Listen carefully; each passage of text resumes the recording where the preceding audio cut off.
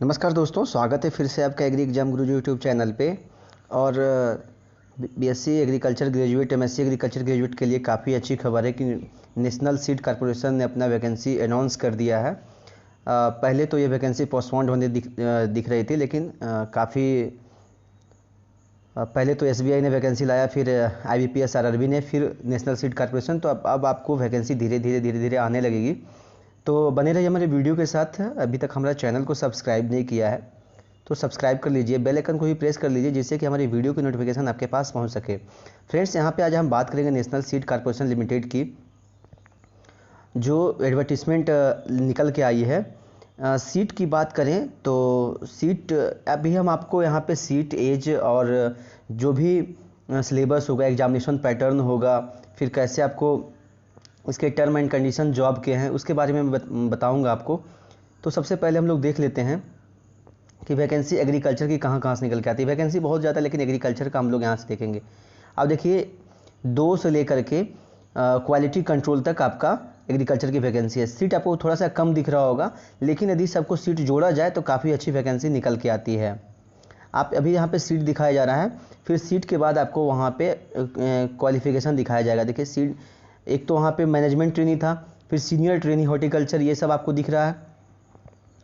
फिर आपको trainee agriculture, trainee marketing और यहाँ पे trainee agri stores, trainee purchase, फिर लास्ट में आपका ट्रेनी मेट का यहाँ पे एक वैकेंसी निकल के आती है, trainee met agriculture.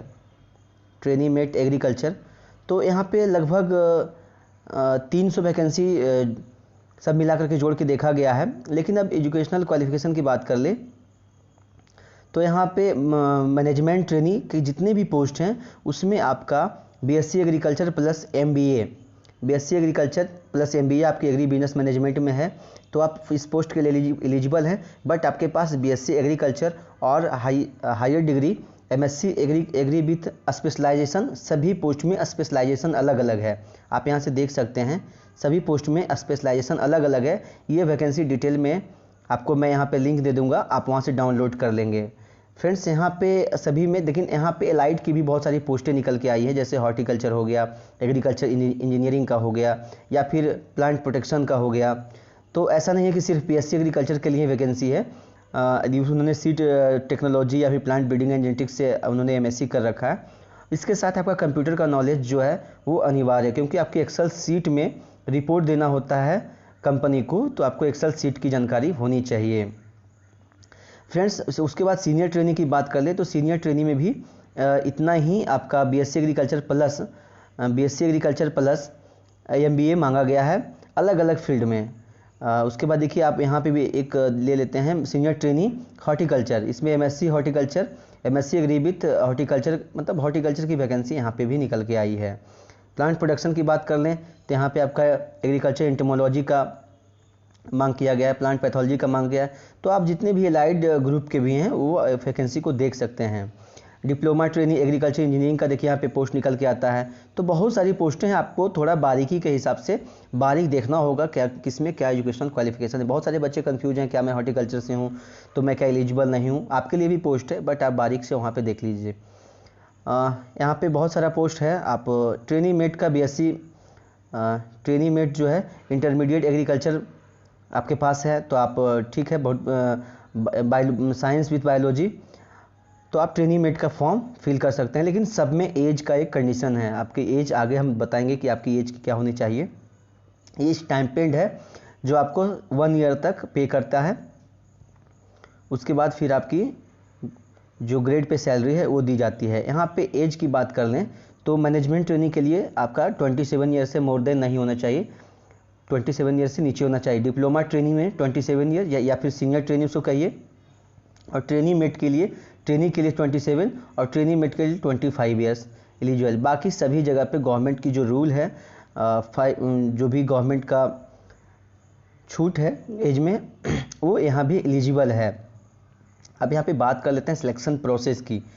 Selection process में हम बात करें तो मैनेजमेंट ट्रेनिंग का जो एक रिटन एग्जाम होगा, फिर उसके बाद आपका एक इंटरव्यू होगा और डॉक्यूमेंट वेरिफिकेशन होगा, और फाइनली जो है आपका यहाँ पे मार्क्स जोड़ करके फिर एक मेरिट लिस्ट बनाई जाएगी और फिर आपका फाइनल सिलेक्शन कर दिया जाएगा। यहाँ पे सीनियर ट्रेनी और ट्रेनी मेट के लिए सिर्फ एक रिटन एग्जामिनेशन है। उसके बाद स्किल टेस्ट होगा आपका स्टेनोग्राफर का, तो उससे आपको कोई मतलब नहीं है। एचआर का होगा तो सिर्फ आपका सीनियर ट्रेनी और ट्रेनी मेट में रिटन एग्जामिनेशन है कंप्यूटर बेस्ड। ओके फ्रेंड्स, यहाँ पे आप देख सकते हैं कि 70% आपका रिटेन एग्ज़ाम का मार्क्स लिया जाएगा, 30% आपका इंटरव्यू का लिया जाएगा। तो ये बात की बात है, पहले आप एग्ज़ाम दें। Pattern of examination computer based होगा। और पोस्ट अपॉर्चुनिटी ये तो पीडब्ल्यूडी के लिए हाउ टू अप्लाई, अभी आपका किसी प्रकार का कोई मोड से एप्लीकेशन नहीं, सिर्फ ऑनलाइन ही हो जाएगा।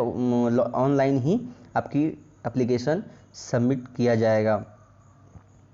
यहाँ पे रोल एंड वर्क की बात की गई है, इस पर ज़्यादा चर्चा नहीं करना है, काम करना है आपको वहाँ पे जा कर के। यहाँ पे जो टर्म एंड कंडीशन है आप देख सकते हैं कि यहाँ पे कुछ जॉब का टर्म एंड कंडीशन है मैनेजमेंट ट्रेनिंग के लिए, सीनियर ट्रेनिंग के लिए, तो आप इसके डिटेल में पढ़ लेंगे। लेकिन मुझे जहाँ तक बताऊँगा कि यहाँ पे आपका बॉन्ड होता है 1 ईयर का, आपको बॉन्ड पेपर देना होता है कि मैं यहाँ पे जॉब करूँगा, साल भर तक आप जॉब छोड़ के नहीं जा सकते हैं। फिर आपका ये फॉर्म फिलअप करने का कंडीशन है। और हाँ, एक चीज़ और इसमें है कि यदि आप कैंडिडेट कितने पोस्ट फॉर्म भर सकते हैं, तो एक कैंडिडेट 1 पोस्ट ग्रुप 1, 2, 3, 4 तक एक ही पोस्ट भर सकते हैं। उसके बाद यदि आप management trainee mate post can also apply for senior trainee, diploma trainee, मतलब आप मैनेजमेंट ट्रेनी, सीनियर ट्रेनी और ट्रेनी मेट का फॉर्म भरते हैं तो आप ऑल्सो एलिजिबल हो जाते हैं सीनियर ट्रेनी का फॉर्म भरने के लिए। ओके फ्रेंड्स, लेकिन आपको मैनेजमेंट ट्रेनिंग में कोई भरना पड़ेगा या फिर ट्रेनिंग भरना पड़ेगा ट्रेनिंग मेट में, ये तीनों एक ग्रुप के आते हैं और सीनियर ट्रेनिंग फिर दूसरे ग्रुप में होता है, इसलिए कि आपका जो एग्ज़ाम का जो शेड्यूल है मॉर्निंग शिफ्ट और आफ्टरनून शिफ्ट में होगा। आप इसको भी देख लेंगे, लेकिन आप फॉर्म एक से ज़्यादा सीट पे फिल कर सकते हैं। फ्रेंड्स, यहाँ पे लास्ट में एक डेट निकल के आती है कि डेट कौन सा होगा, तो डेट अभी तक अनाउंस नहीं किया है NSCL ने, और डेट जैसे ही अनाउंस होगा तो मैं आपको इसी चैनल के माध्यम से आपको डेट बता दिया जाएगा। लेकिन एग्ज़ाम का जो कोविड-19 के चलते थोड़ा सा डिले हो सकता है, लेकिन आप अपना प्रिपरेशन तैयार रखें। प्रिपरेशन के लिए आपको मैं अपने ग्रुप के माध्यम से, अपने व्हाट्सएप के माध्यम से आपको मैं ओल्ड पेपर इसका अवेलेबल करवाऊँगा। और जहाँ तक हो सकेगा प्रिपरेशन का जनरल एग्रीकल्चर, आपको सिलेबस के बारे में मैं थोड़ा बता दूँ कि सिलेबस इसका जो होता है वो 70% जनरल एग्रीकल्चर और 30% में आपका थोड़ा सा न्यूमेरिकल एबिलिटी और इंग्लिश और थोड़ा सा रीजनिंग रहता है। वो 5-5, 7-7 नंबर के होते हैं और थोड़ा सा कुछ जनरल नॉलेज भी यहाँ पे पूछा जाता है।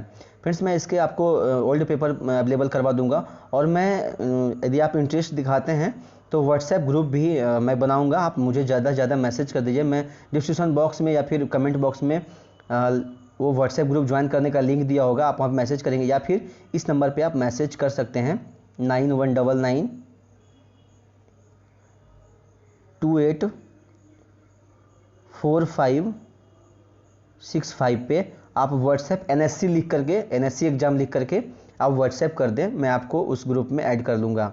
या फिर ग्रुप की जो टर्म एंड कंडीशन होगी ज्वाइन करने के लिए वो आपको फॉलो करना पड़ेगा।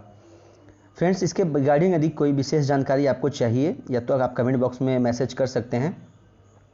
आप अपना जो कैटेगरी है वो फॉर्म फिलअप करने समय ज़रूर ध्यान देंगे, EWS कैटेगरी में है या फिर किसी भी कैटेगरी में है तो उस कैटेगरी में सीट है या नहीं उसके ऊपर भी ध्यान देंगे। यदि नहीं है तो आप जनरल कैटेगरी में शामिल हो जाएंगे। फ्रेंड्स, आज के लिए बस इतना ही। किसी प्रकार की और जानकारी के लिए आप मुझे व्हाट्सएप कर सकते हैं या फिर यहीं पे कमेंट कर दीजिए। आज के लिए बस इतना ही फ्रेंड्स। जय जवान जय किसान।